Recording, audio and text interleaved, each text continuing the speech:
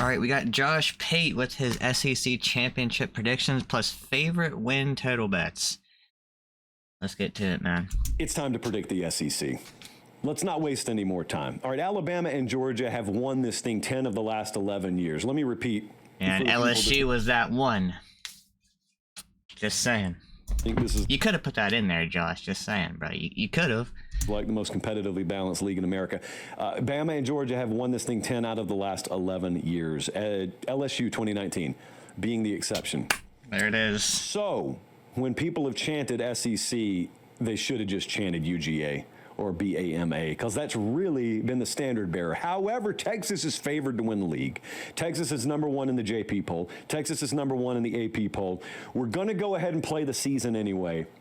But Sark, they got Texas in a really good spot here. I have never seen depth of contention like this. Bradley, keep this up for a second. Immunity. So if you look at the odds to win this league, people have always said the SEC is deep. What they've meant by that is the number one team when they go play the number 8 or 9 team. That's a tougher opponent than the 8 or the 9 in the Big Ten or the ACC. Like, there's quality of competition, but there has not been depth of contention. Yeah, that's what a lot of people don't get about the SEC. Is like when we say the league is deep, we're not talking about like the bottom feeders in the SEC can go beat, a top 4 team in like the Big Ten. Like, that's not what we're saying.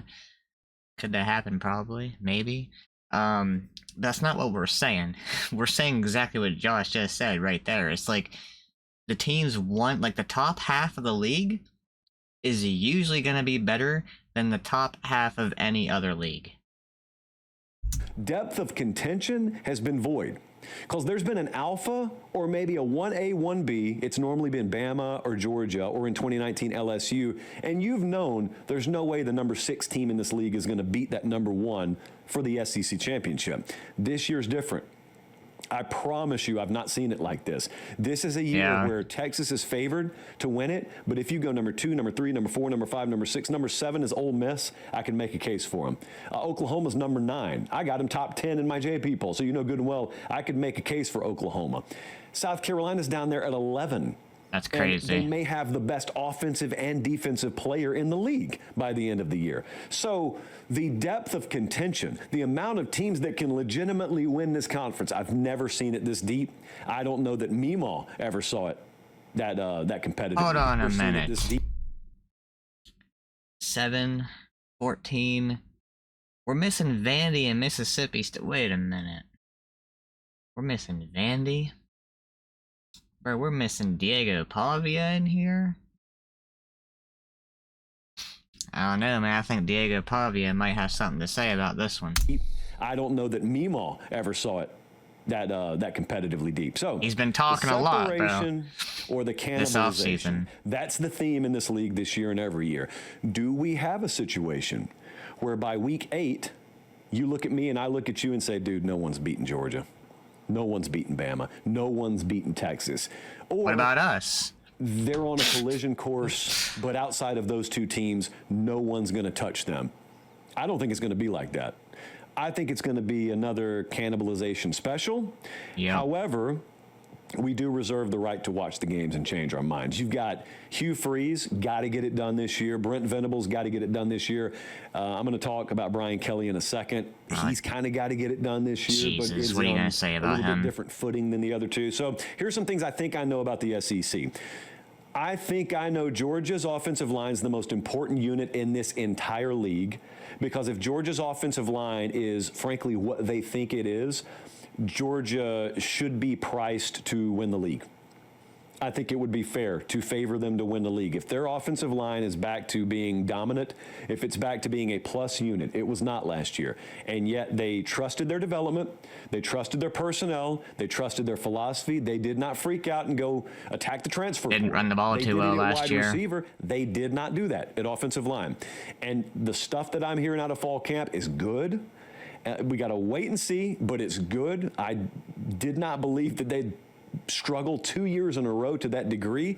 But if that is the case, think about what they can do philosophically. And they play Bama at home. They play Texas at home. They play Ole Miss at home. They play Florida in Jacksonville. If they can just lean on teams, if they can take over games, like if they can play complementary the way they want to, not only does it impact them, it impacts the entire league race. If Georgia's not that, if that offense... This team has 4 road games. The whole like true road games the whole season. At Tennessee, at Auburn, at Mississippi State, which is, at Georgia Tech. So, I mean, this right here, that's not going to be that hard of a game, I assume. We'll see how good Mississippi State is, but that's 4 true road games the entire season. Florida is a neutral site, not a true road game. That's crazy, dude. I mean, at Tennessee and at home against Bama is rough. Rough too. Well, you got a bye week in between that, so that's a really good bye week right there.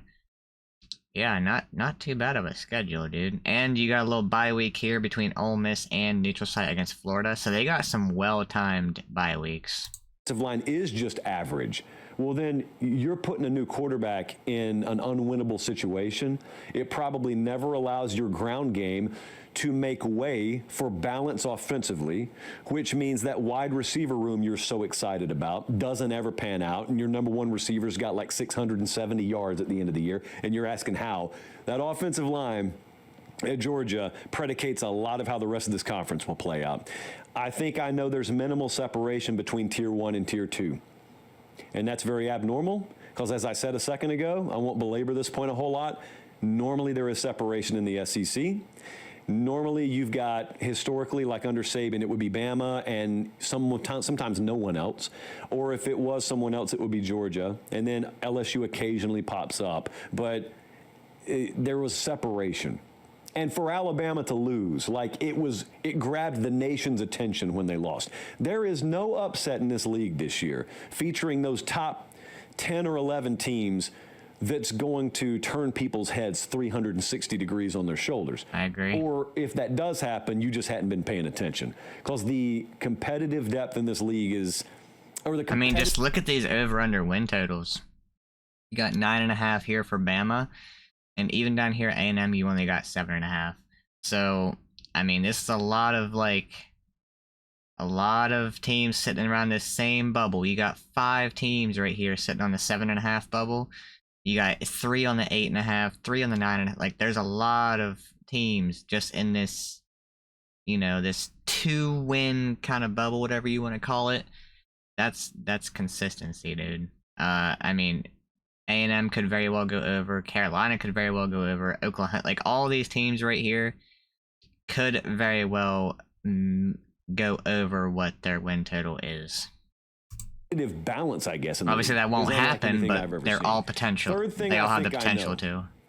I'm going to pop the paper on this. I think I know either Oklahoma or Florida will make the playoff, and I think you're laughing at me, which I've asked you not to do, especially if you're around other people.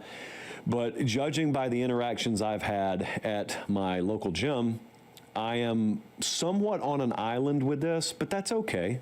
Island living is some of the best living. Just ask the late Jimmy. I'd say the more likely of the two would be Oklahoma, just considering how Florida's schedule is. But also, Florida's schedule could help them, because if they go 9-3, the strength of their schedule could very well help push them into the playoff, even with 3 losses. Because if those 9 wins, you're bound to have a big win or a couple big wins in there somewhere, and that strength of schedule will just boost you up into the playoffs. So it kind of is a bad and a good thing for Florida to have a strong schedule. So Florida and Oklahoma, I both have power rated as top 10 teams. They both have incredibly difficult schedules. I believe at least one of them will pierce through. I believe that either one of them is in at 9-3. So you can lose a quarter of your games. And as long as you're there at the end of the year, I think they're going to put you in. I think one of them will be in there. I don't know if they will be, but I agree. For example, plays LSU last game of the year. That transitions me to my next thing I think I know. I think Brian Kelly will be the most talked about coach in this league this year. Probably. I think Brian Kelly will be the most talked about head coach in the SEC because they are in a position where they should compete for the SEC championship. They should be a prime playoff team. Yep. They should be. They reconstructed their roster through the portal about as effectively as anyone in the country. It's LSU already, so they weren't without pieces. It wasn't a poverty program, but they had backslid a little bit. Now, you know, if you watch this show, I could not endorse any more strongly the defensive hires they made last year. This is the second year with Blake Baker at defensive coordinator. I expect quantum leaps of improvement there. You've got a returning quarterback in Garrett Nussmeier. They believe they filled the holes, but they better be right, because this is not a team that has started hot, and they play Clemson, Florida, Ole Miss, South Carolina, Vanderbilt, and Texas A&M before Halloween. So they've got several losable games before Halloween. They got the Bama game after that. And Brian Kelly is in the most unique kind of pressure spot. It's not like Hugh Freeze. It's not like Brent Venables. Like, they haven't fallen off some cliff or anything like that. But it's LSU, and there's no yeah, but. Sometimes teams struggle, and it's like, yeah, but you don't know about the limitation we've been dealing with. There's nothing like that. There's not like they're recovering from crippling NCAA sanctions. Any sanction LSU suffered from, they self-imposed by poor hiring or by poor development. So, like, He's not exactly correct about this. I mean, Coach O put this team back a few years. Like, he set this team back a few years. This is the first time. I mean, last year, I didn't really feel too good about last year's team going in, because we had Nuss as a first-time starter. But 2023, with Jaden, Malik, Brian Thomas, you know, that felt like a really good team. I felt really good going into that season, and I felt like that was the first, like, complete team that we had. Obviously, that was not the case with the defense, but like, this year, this is the best I've felt about us in a long time. I feel even better about us now than I did in 2019 in the off season, like, leading into that season. Like, I didn't know we were going to be that good. Nobody knew we were going to be that good. But I feel better about this team than I did in that off season, bro. So, Coach, Coach O was obviously the right hire. He gave us, like, the best team of all time. I will obviously say that. It's my team. But, like, he gave us the best team of all time. And then just everything went downhill. We had a 5-5, 6-7 season. Atrocious football being played. We had 7 scholarship players on the team after Coach O left and Brian Kelly took over. Like, that set us back a lot. So we're, like, this feels like the first season where we finally have recovered from that. Last year, I think we did, but it wasn't, you know, to the fullest extent. This year, that's gone. This is the first year that I think we have fully recovered from the Coach O shit, man. And, like, how depleted that roster was. Because it does take time to build up that roster. Even at LSU, man, it takes time to find those pieces, get the right hires in place.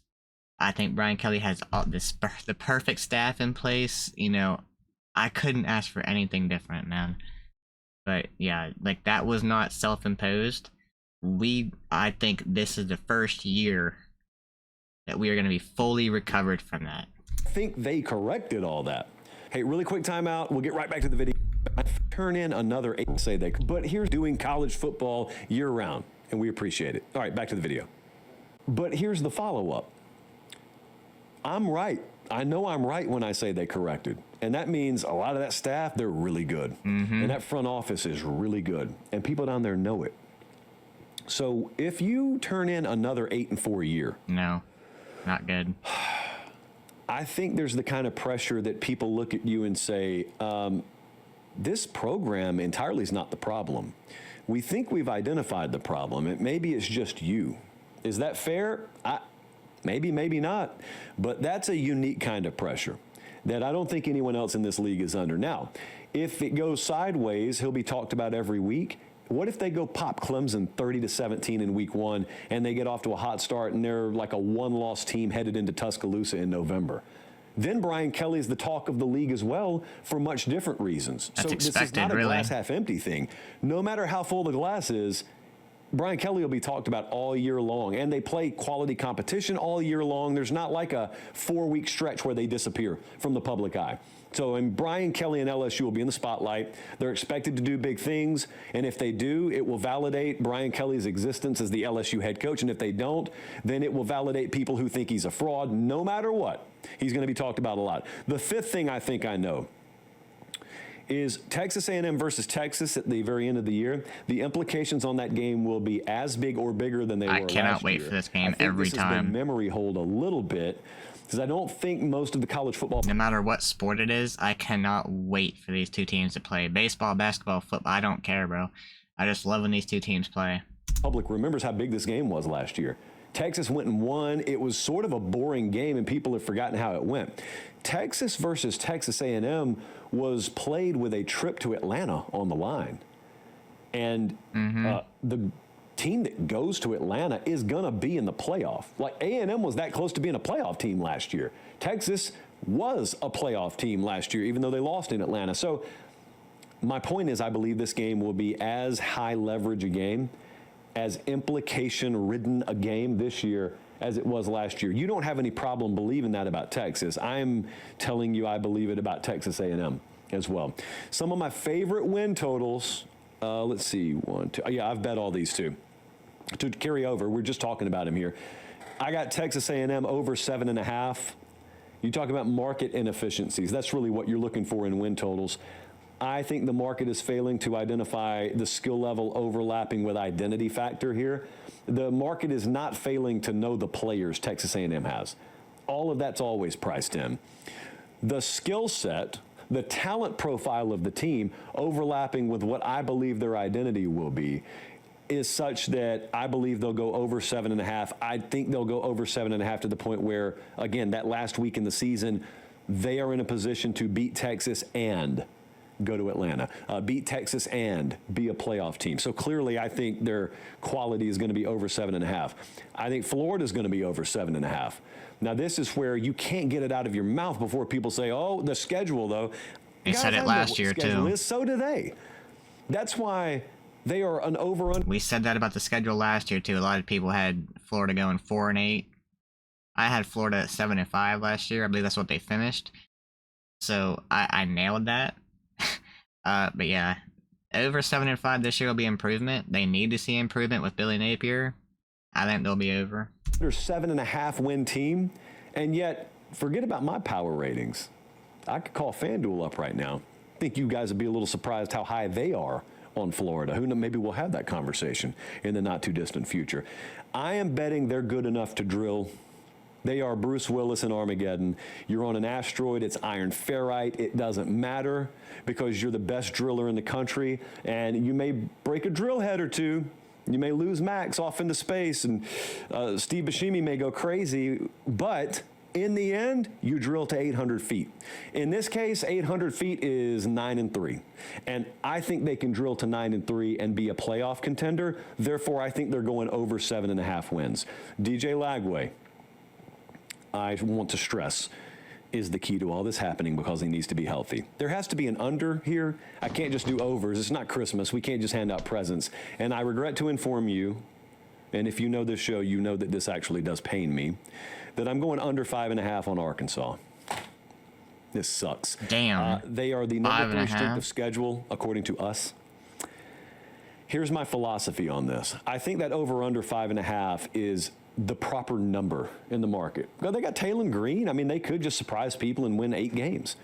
So that's baked into the, possible variance and outcome. Here's my problem. I don't think they're going to have a good year. And if they don't, you get to the middle of November, even early November, if it's already gone wrong. They got Mississippi State at LSU, at Texas A&M, Missouri.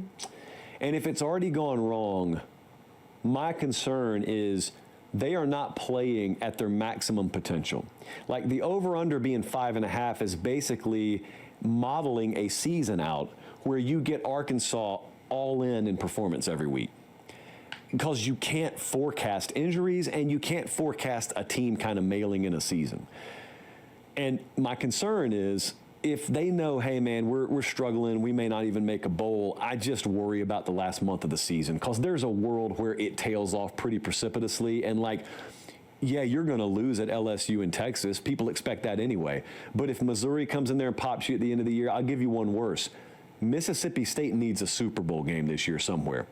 And you may be the one conference game that Mississippi State, who hasn't mailed in the season, kind of finds a way to get. It sounds like I'm incredibly down on Arkansas, not as a brand, but as a team this year. If it goes sideways, I think the under 5.5 is the play, because I worry about how sideways it could go.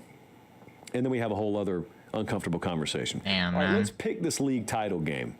I have been to every one of these places just about, either in the spring or throughout fall camp. So I feel good about my read on the league, which of course means that all of these predictions could flame out fantastically.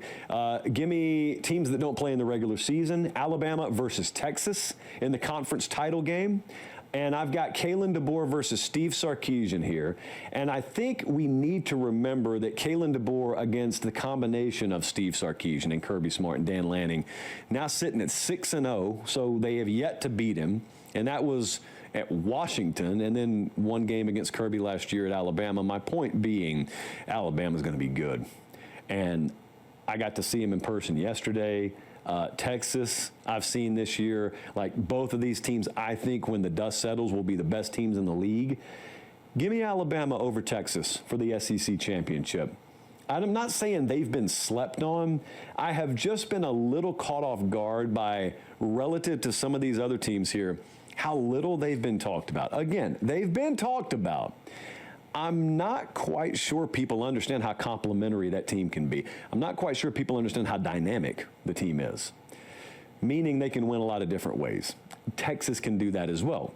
That's why I have them facing off. I got Georgia right in the mix for that thing. I'm slightly down on LSU relative to the rest of the market.